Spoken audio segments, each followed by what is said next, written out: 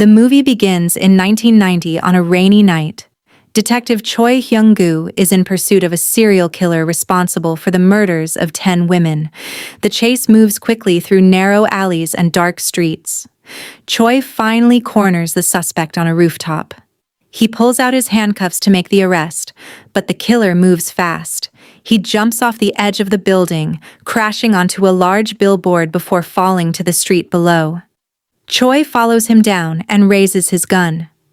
Before he can fire, the killer attacks with a knife. He slashes Choi's face, leaving a deep cut across his cheek. The killer turns to escape into the dark street.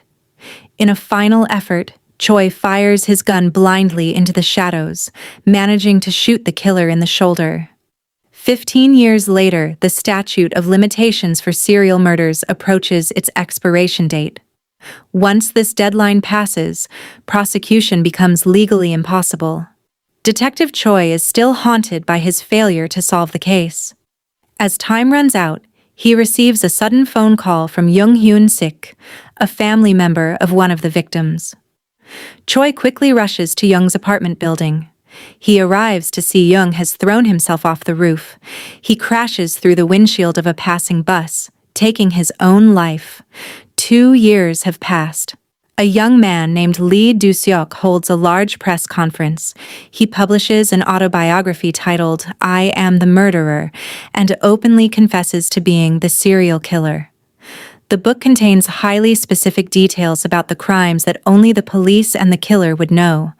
To prove his identity, Lee reveals that he still has the bullet in his shoulder that Detective Choi fired into the dark at that time. However, because the statute of limitations has expired, the police are powerless and cannot arrest him. Lee quickly becomes an overnight media sensation. Using his attractive appearance and polite manners, he builds a huge fan base. He smiles for cameras, hosts packed book signings, and makes millions from book sales. Lee visits the surviving family members of the victims, kneeling in front of news cameras to ask for their forgiveness. Later, he walks directly into the police station to confront Detective Choi face to face, smiling at the man who failed to catch him 15 years ago. In anger, Choi throws his food at him. The victims' families are unable to accept the injustice. Han Ji-soo, the mother of the final missing victim, Soo-yeon, organizes a group consisting of the victims' relatives. They vow to capture and kill Lee themselves. They launch their plan while Lee is swimming in a luxury pool. One of the family members secretly releases venomous snakes into the water. A snake bites Lee and panic erupts as the bodyguards scramble to pull him out of the pool. Other family members rush in dressed as paramedics. They inject Lee with an antidote, strap him to a stretcher in a fake ambulance, and speed away. Lee's security team realizes the deception and chases the ambulance in their cars. Detective Choi, who is also tracking Lee, jumps into his own vehicle to pursue them.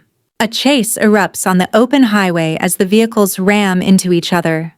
Choi tries hard to save Lee. Despite the chaos, the family members manage to escape with Lee. They take Lee to a secure hideout and tie him up while he is unconscious. They plan to interrogate him to discover where the last missing victim, Soo-yeon's body, is hidden. Meanwhile, Detective Choi recognizes the kidnappers as the victim's family, but does not inform the police. Instead, he contacts his colleague to track the ambulance location. Choi arrives at the hideout. Instead of confronting them directly, he cuts the power. Blinded, the family members scramble in the dark. Choi uses the cover of blackness to sneak inside, untie Lee, and take him away. However, Choi does not arrest him. He leaves the still unconscious Lee alone in a hotel room. He leaves a note beside him, warning him not to report the kidnapping to the authorities. Reporters find Lee in the hospital. He says he will not press charges. Lee claims to understand the family's grief and wants to show them mercy. But the outcome brings no peace to the victims' families. Han Ji-soo tracks down Choi and slaps him hard.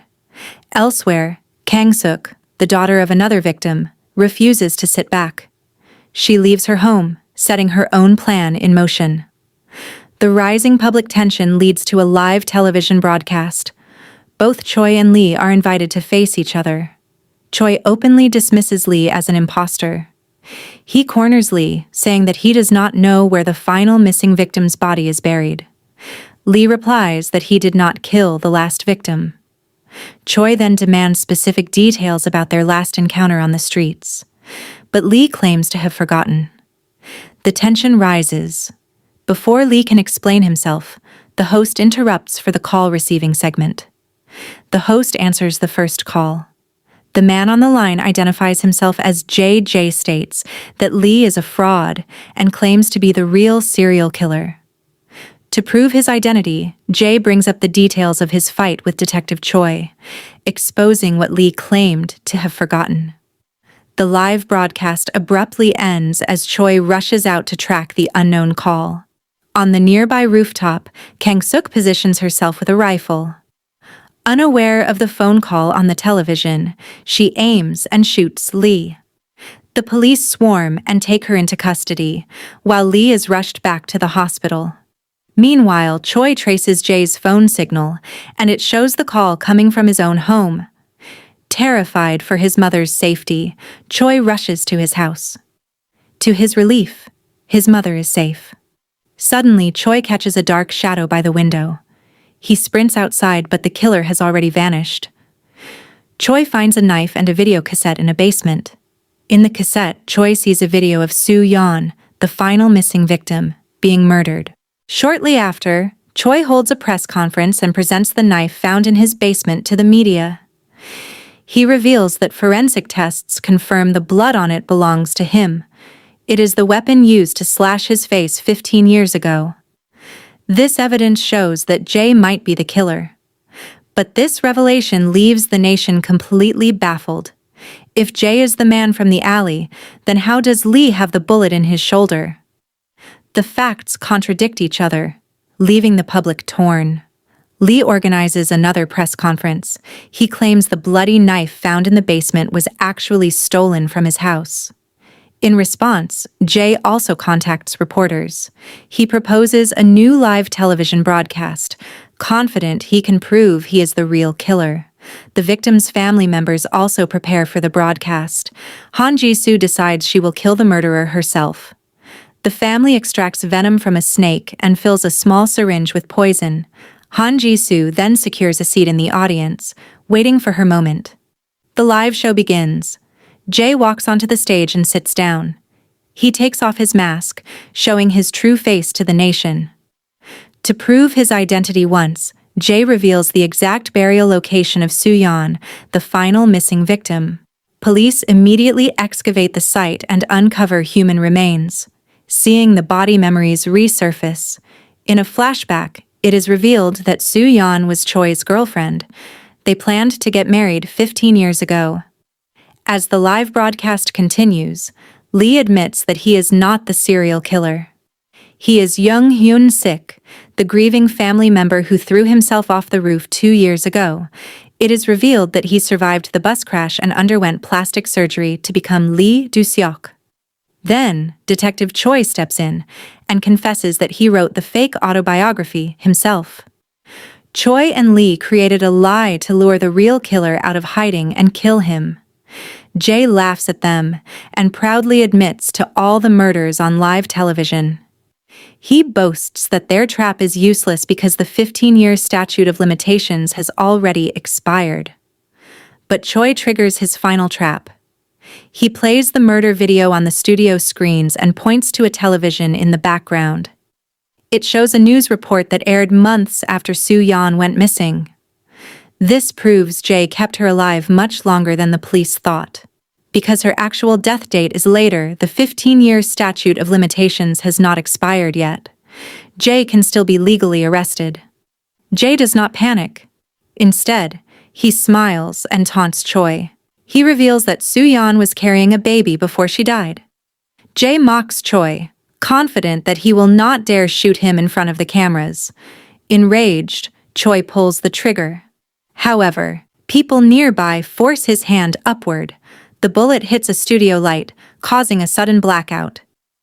Jae uses the sudden darkness to his advantage and grabs Han Ji-soo, holding a knife to her throat, forcing Choi to back down and lower his weapon. Jae drags her into an elevator to escape.